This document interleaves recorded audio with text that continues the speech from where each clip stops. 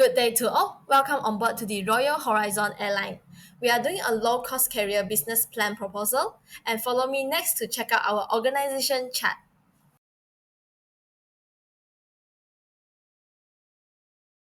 Before we dive into today's content, let me briefly walk you through about our target in making this low-cost airline proposal. So at first, we see a clear market gap in low-cost airlines as more people want to travel internationally at low cost, of course, but they still expect a good flight experience. So the problem is many low-cost airlines have delays, poor service, and limited destination. That's why our goal is to offer low fare with better service, improve efficiency and reliability, and to fly to high demand routes, all while keeping the business financially sustainable. So to make this happen, we will do a pass and SWOT analysis, market research, and to build a solid financial plan for long-term business success. So on to the market analysis for the low-cost carrier sector or LCC, first of which would be the current market size. So the global market is currently being valued at around approximately 234.2 billion USD in the year 2023 and has since only risen to around 274.0 billion USD in the year 2024. Moreover, it can be observed that the Asia Pacific region is currently leading the market, accounting for around 46% of the whole market share as recorded in 2023, followed closely by the European and North American markets. Furthermore, LCC Airlines also overall maintains a robust occupancy rate of around 60% seat occupancy on average. Next up, we have the growth trend of the LCC sector itself. So ever since the pandemic crisis a couple of years back, the sector has only seen an increase in their global share capacity by around 13%, whilst conventional, or in other words legacy airlines, are still struggling to recover back to their pre-2020 capacity levels. To add to that, the global LCC market is now expected to grow to a whopping 1.504 trillion USD by the year 2032, with an expected or observed compounded annual growth rate of around 16.2%. Moving on, there are several key growth factors behind the LCC sector, one of which being their overall low operating costs. This is primarily due to LCCs usually only operating one type of aircraft, thus allowing them to maintain a sense of fleet homogeneity. This allows for the maintenance and training costs to be cut down by quite a large margin. Moreover, modern aircraft are able to have quick turnaround times, which means that they are able to minimize their time on the ground, thus maximizing efficiency and productivity. Aside from that, there is also the factor of constant rise in demand for air travel. In essence, lower fares has made air travel far more accessible to the masses in recent years. This applies especially for the younger demographics who are willing to forego in-flight luxuries or frills in order to secure cheaper tickets.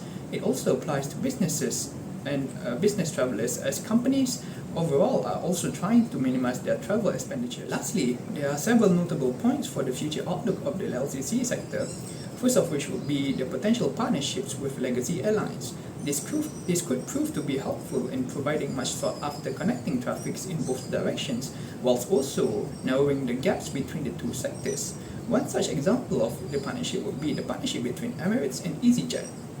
Secondly, there are also the development of a long-haul, low-cost airline model, which is also a potentially profitable avenue to keep an eye out for. There has always been a demand for a long-haul LCC model, but it has always been proven time and time again to not be sustainable nor profitable enough. Alas, perhaps it might prove to be feasible in the near future with current ongoing advancements in aircraft technology. Lastly, there is also the matter of ultra-low-cost carrier or ULCC model, which claim to target the gap of serving routes between secondary cities with similar no-frills service models with the LCC. It is currently being practiced in the US market with airlines such as Spirit and Delta, but have yet to be proven profitable nor feasible in the near future. So now I will share the pest analysis for our company. So the pest analysis contains of the four main things. The first one is political, and the second one is economic, the third one is social, and the last one is technological.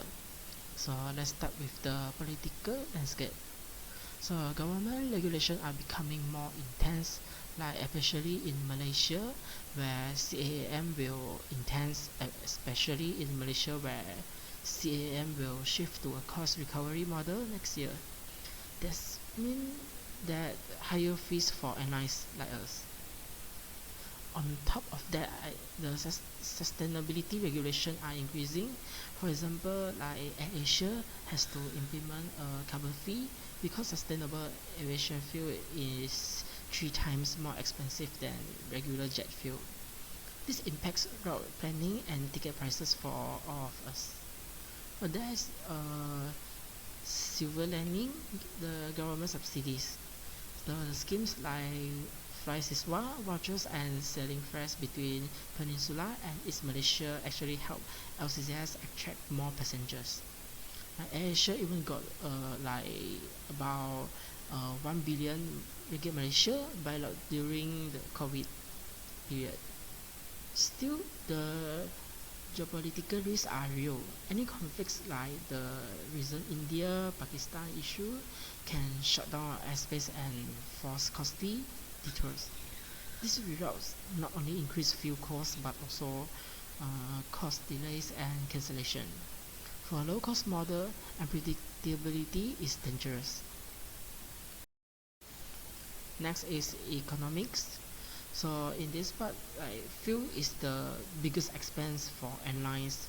One Boeing 737 burns like about 5,000 ringgit Malaysia worth of fuel in just an hour. When you combine that with unpredictable passengers number, especially on quieter days, it becomes hard to make a profit. So let's say we have like 65 passengers paying 100 ringgit per each. There's around 6,500 ringgit in total. That just cover fuel, nothing left for salaries, maintenance, or profit. Yeah, and yet there's hope. After COVID, people are traveling more than ever. Like flights are full, and that high volumes allow LCCS to make up for lower tickets prices. The key for us is to price tickets smartly, like low enough to attract passengers but high enough to stay sustainable. In the social factors is really shaping the future of air travel. Air travel is no longer seen as like luxury, but it's just another way to get from point A to B. Like that means more people are flying, which is great for low cost carriers like Royal Horizon. But expectations have changed, right? Like currently, people now expect to book online, check in through an apps, and customize their flying experience. If like they want to order the food, they can just add on like through the apps, uh, and also when they need the package, they also can like order from the apps by just using their mobile phone, and they can just directly pay for it.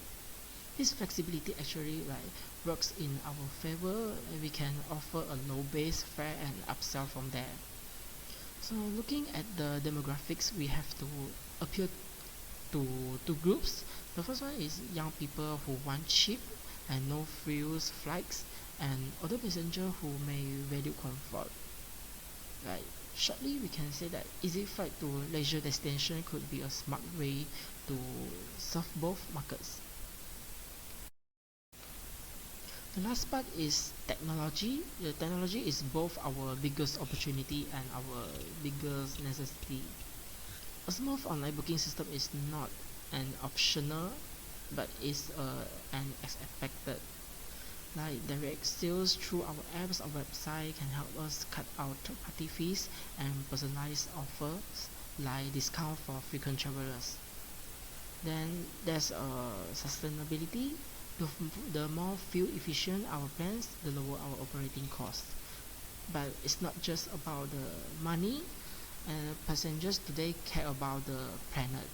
If we can show that like we are investing in green technology and sustainable aviation fuel, we can win their trust and loyalty.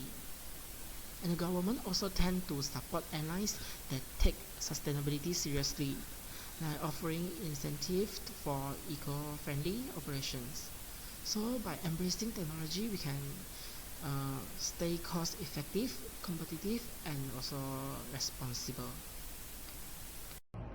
Now, I would like to explain about the SWOT analysis, which stands for strength, weakness, opportunities, and also threat of our company. Now, for strength, I would like to highlight four main points. The first one, which is the cost efficiency. So, as we all know, we are now operating a LCC airlines, a low-cost carrier airlines. Therefore, it means that our profit margin is going to be very, very low.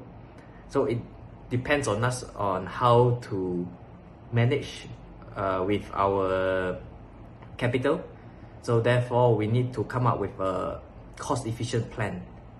Therefore, with a lean business model in mind, we will need to minimize our overhead costs, whether it's through staffing or equipment.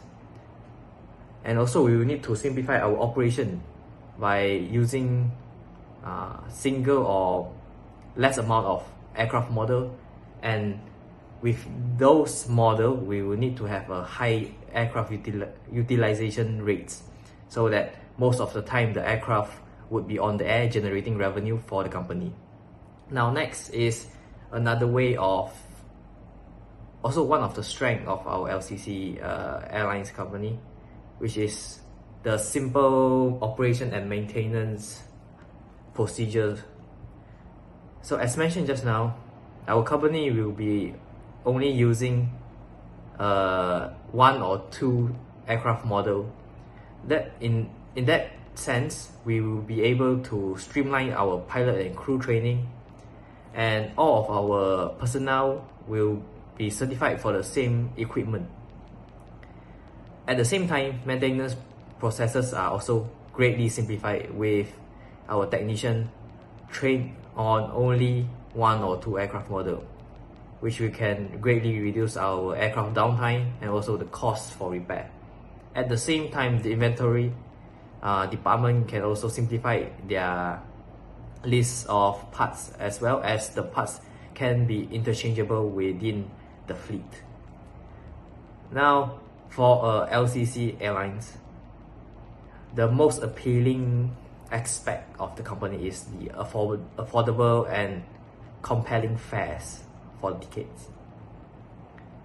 It is extremely appealing to budget-conscious travelers, including leisure tourists, even myself as a student, or even small business owner, which they need to travel frequently to other part of Malaysia.